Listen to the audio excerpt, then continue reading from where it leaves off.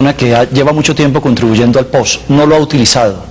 Ya llega a su mayoría de edad, que es cuando se vuelve más probable un probable enfermo. En ese momento ya no puede hacer uso de todos los recursos, de todo lo que le puede ofrecer el POS, porque su costo-beneficio va a ser... No, de ninguna manera, Darío Fernando. ¿Va a ser bajo? No, de ninguna manera.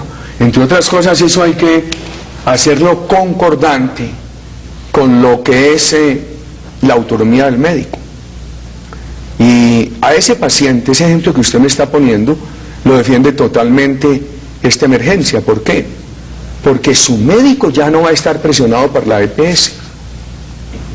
Las guías, los estándares se originaban en las EPS, y las EPS se conocieron muchas denuncias de médicos que decían: como yo no cumplí la guía de mi EPS, me echaron.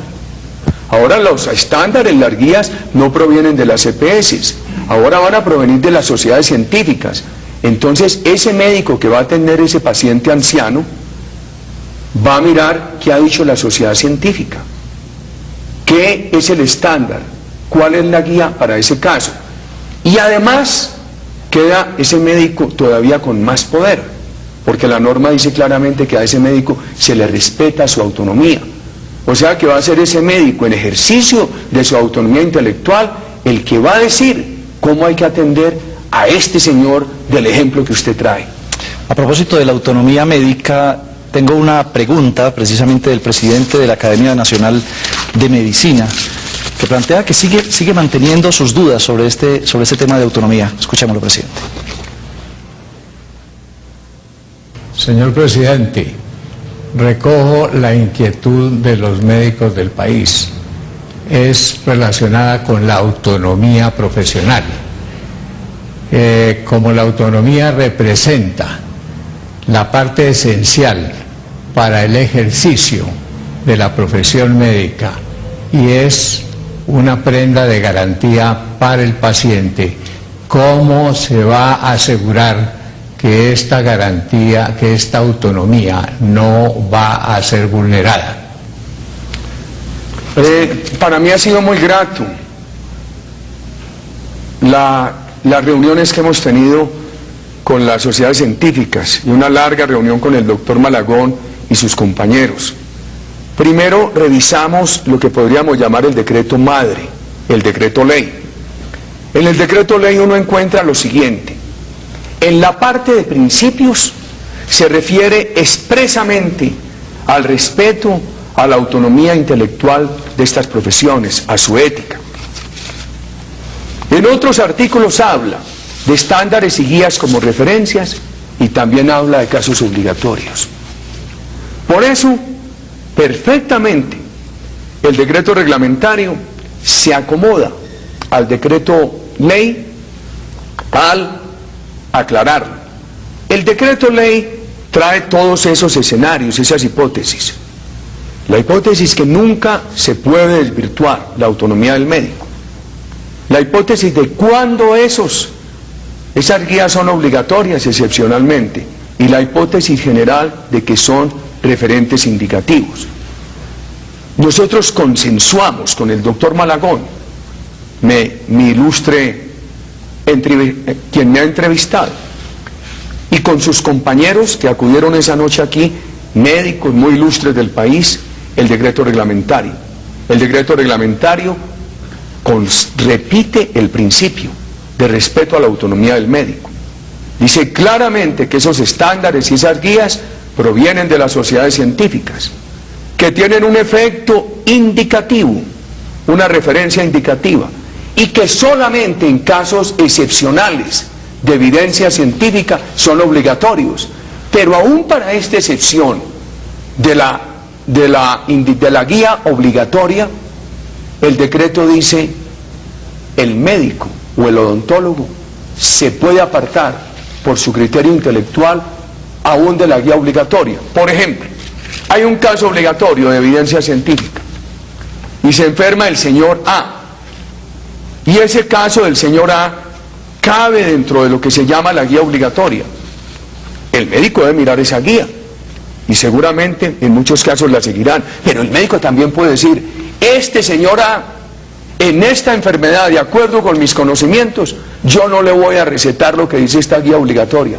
Yo me aparto de esta guía obligatoria y le voy a recetar lo que mis conocimientos indican. ¿Y tendrá la autonomía frente a la EPS que lo contrata, que le paga, que lo puede echar si quiere? Antes no la tenía, porque lo presionaban, porque esas guías venían de la EPS, ahora vienen de las sociedades científicas. Ahora las EPS pueden ser intervenidas, antes no. Ahora los funcionarios de las EPS pueden cometer delitos en esa tarea. Antes esas conductas no eran delito. Entonces él ahora no va a obedecer las guías de la EPS, sino que va a mirar las guías de las sociedades científicas.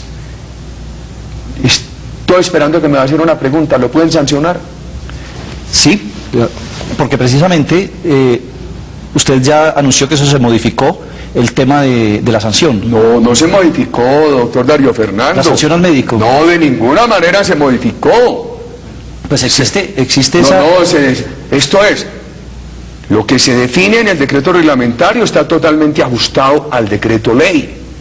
Sí, porque si no sería... Entonces le voy a decir, ¿cuáles son las únicas instituciones que pueden sancionar a los médicos y a los odontólogos? Los tribunales de los propios médicos y odontólogos, sus pares. No puede ser un organismo burocrático, son sus pares, los médicos, los odontólogos. ¿En qué caso procede la sanción? Si se cumplen dos condiciones, no basta con una, se tienen que cumplir dos. Una, sí, que se separe injustificadamente de una guía obligatoria, que allí en un caso serio de evidencia científica, donde los propios científicos de la medicina dijeron, el procedimiento es este, el médico se separe, aplique otro procedimiento y no lo justifique. Y segundo, que le haga un daño económico al sistema. ¿Quién aprecia eso?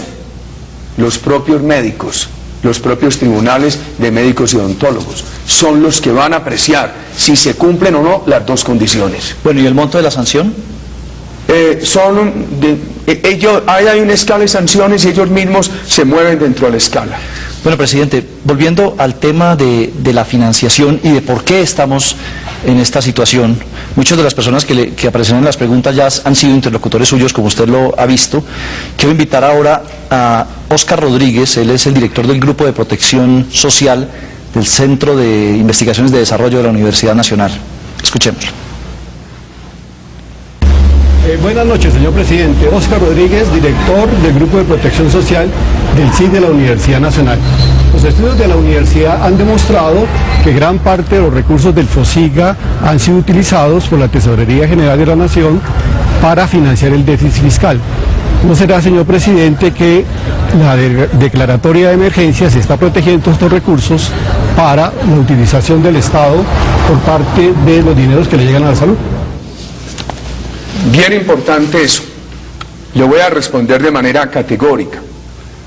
El FOSIGA había acumulado mucho dinero que no se había gastado, pero todo se viene gastando en atender estas situaciones de la salud. Lo que pasa es que lo que se había acumulado al desacumularlo se agota y entonces necesitamos estas nuevas fuentes de dinero. Presidente, pero hay casi cerca de 5 billones. Eso se viene desacumulando totalmente y lo que ha pagado el Estado ha sido muy superior. Ahora lo que estábamos era en la víspera de que el Estado se quedara sin los dineros para pagar las obligaciones de la Corte Constitucional, obligaciones que además compartimos. ¿Usted quiere que hablemos un poquito de estas finanzas? Sí, hay un tema de finanzas porque aquí también hay un reclamo en el sentido de que se ha desfinanciado también el sistema de salud a través de la disminución de transferencias. No se disminuyen las transferencias en un peso, Darío Fernando. No, se han disminuido en el pasado. No, al contrario, lo que ha hecho este gobierno es recuperar la dinámica de aumento de transferencias. Mire lo que pasó. En el año 2008 el crecimiento de la economía colombiana fue de 2,34. En cuanto aumentaron las transferencias a las regiones, en casi 7 puntos. El año pasado todavía no tenemos cifras consolidadas, todo indica que el crecimiento de la economía colombiana fue mínimo, un año de cero crecimiento podríamos decir, que puede ser entre 0,1 y 0,5, y sin embargo las transferencias a las regiones crecen en un 5%. Qué bueno que usted me dé la oportunidad de decir cómo se han venido comportando las transferencias a las regiones en este gobierno. Escuchemos otra pregunta, precisamente de Óscar Rodríguez de la Universidad Nacional, que tiene que ver con el tema de transferencias. Se le escuchamos al doctor Rodríguez. Que ha estado estudiando a fondo este tema. Escuchémoslo. Claro. Señor presidente, nuestras investigaciones han demostrado que la reforma... Su médico ya no va a estar presionado por la EPS. Las guías, los estándares se originaban en las EPS y las EPS se conocieron muchas denuncias de médicos que decían, como yo no cumplí la guía de mi EPS, me echaron. Ahora los estándares, las guías, no, pero va a ser bajo. No, de ninguna manera. Entre otras cosas, eso hay que hacerlo concordante con lo que es la autonomía del médico. Y a ese paciente, ese ejemplo que usted me está poniendo, lo defiende totalmente esta emergencia. ¿Por qué? Porque provienen de las EPS, ahora van a provenir de las sociedades científicas. Entonces, ese médico que va a atender ese paciente anciano va a mirar qué ha dicho la sociedad científica, qué es el estándar, cuál es la guía para ese caso. Y además, queda ese... Una que lleva mucho tiempo contribuyendo al POS, no lo ha utilizado. Ya llega a su mayoría de edad, que es cuando se vuelve más probable, un probable enfermo. En ese momento ya no puede hacer uso de todos los recursos, de todo lo que le puede ofrecer el POS, porque su costo-beneficio va a ser... No, de ninguna manera, Darío. Un médico todavía con más poder, porque la norma dice claramente que a ese médico se le respeta su autonomía. O sea que va a ser ese médico en ejercicio de su autonomía intelectual el que va a decir cómo hay que atender a este señor del ejemplo que usted trae.